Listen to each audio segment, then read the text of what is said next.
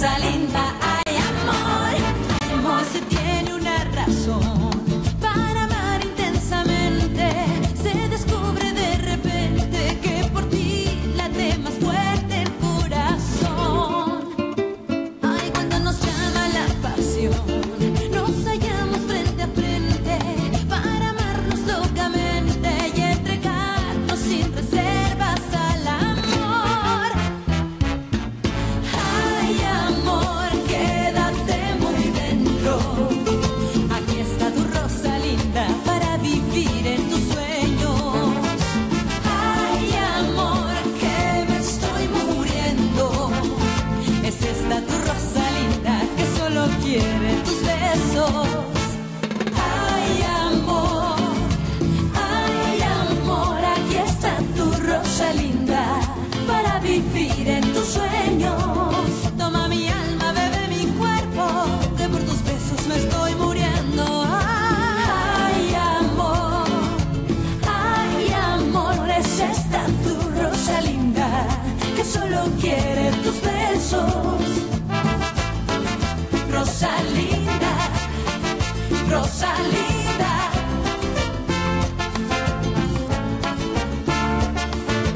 Rosalinda, ay amor. May sasabihin ako sa'yo, Soledad. Tungkol naman saan? Kay Beto, pinakilala niya mapapangasawa niya. At sino yung babae? Siya si Abril. Ang babaeng yun kasi, anak ni Valeria Altamirano. Yung kinanta mo ron sa Children's Festival, sinong nagturo sa'yo? Hindi ko alam. Nakausap ko si Alex Durantes. Tungkol saan? Sabi niya na nakilala ka niya sa patahian at alam niya na may potensyal ka. Mahal ka ba ni Alex? Oo, sa tingin ko. Mahal mo rin ba siya? Ibig sabihin kamukha kong asawa mo kaya ka ganyan? Nandito na ang bisitang inihintay ninyo, Senyora Valeria. Bakit ko pa siya pinapunta? Nakakakilabot. Siya si Rosalinda!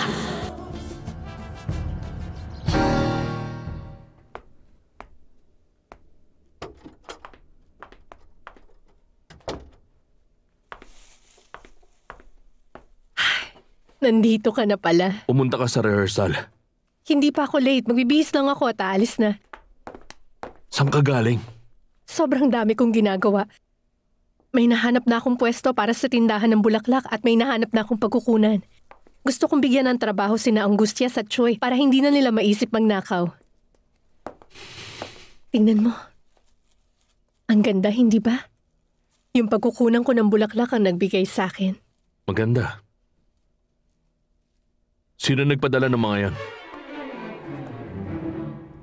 Ang nagpadala niyan, yung pianista, si Altamirano. Bakit, Paloma? Dahil ba in love na siya sa'yo? Siguro nga, Alex. Ikaw, in love ka na rin ba sa kanya? Hindi ko alam kung bakit mo tinatanong yan. Sumagot ka na lang. Hindi. Hindi ako in love sa kanya. Ano tingin niyo kay Paloma? Isa siyang napaka-gandang babae. Hindi kayo nagulat na magkamukha sila ni Rosalinda? Nagulat. Magkamukha nga silang dalawa. Pero hindi yun katwiran para gawin mong dahilan at maging obsessed ka sa kanya. Hindi ko mapigilan, Tito. Ganyan din siguro ang nangyari kay Valeria. Alam mo kung bakit? Dahil pareho kayong dalawa na merong nararamdamang pagsisisi at nakukonsensya sa pagkamatay ni Rosalinda. Kung hindi lang ako pumayag na dalhin siya ron, buhay pa sana siya. Pero patay na siya.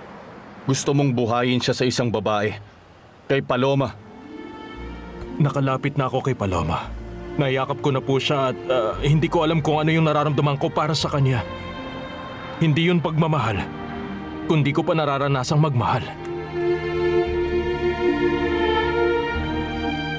Ang akala ko ba gusto mo ang puting rosas? Hindi niya alam ang gusto ko, hindi tulad mo. Ano pang ginawa mo bukod sa pagpunta sa tindahan ng mga bulaklak? May pinuntahan akong may sakit na senyora.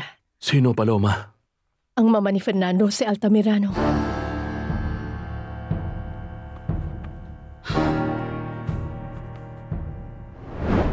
Kumusta kayo, senyora?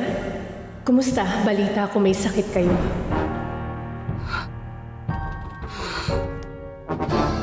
Sige, pasok ka.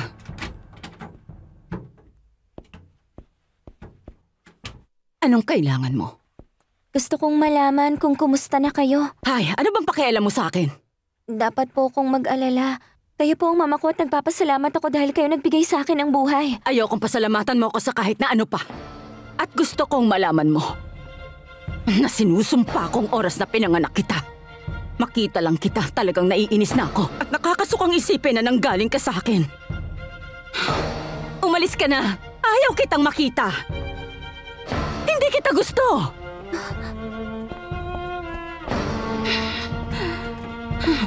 Ayoko talaga sa'yo. Ayoko sa'yo dahil magkatulad kayo ng walang kwenta mong amang patay gutom. At ilang taon ka daw makukulong? Hindi ko pa alam dahil hindi pa ako nililitis hanggang ngayon. Mas mahirap yan. Dahil pwede ka magtagal dito ng maraming taon, ewan. May alam akong ganyan mga kaso. Hindi ako magiging katulad ng mga yon. Bakit? May mga kapit ka ba? Hindi ako magtatagal dito. Marami akong kakilala. At meron akong kakilala na kayang maglabas sa akin dito. Nagulat ako sa tindi at bigat kung ano ang tingin ko kay Paloma. Yun bang kagustuhan kong makita siya. Kahit nasubukan kong pigilan, hindi ko talaga kaya at sa huli, hahanap-hanapin ko lang siya ulit. Naguguluhan ka lang, Fernando Jose. Siguro nga. Siguro, Tito. Pero nagiging desperado ako pag naaalala kong hindi ko siya nahalikan. Para bang may karapatan ako sa pagmamahal niya. Parang hindi ko matanggap kung paano niya ako tinanggihan. Parang sa maikling panahon na nakilala ko siya, para bang sa akin siya, Tito.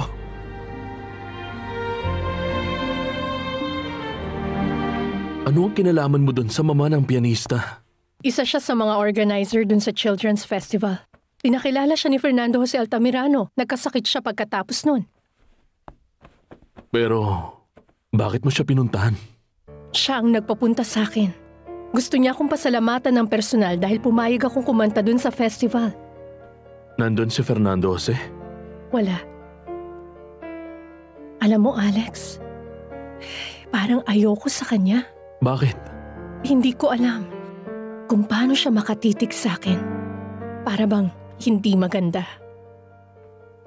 Kung ganon, ano bang sasabihin mo sa akin? Sasabihin? Parang wala naman. Sigurado ka ba? Hindi ko alam.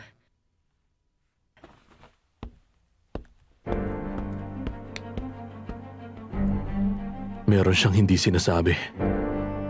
May namamagitan siguro sa kanila. Hindi pwede. Kailangan ko sila mapigilan. Kahit anong mangyari. Rosalinda.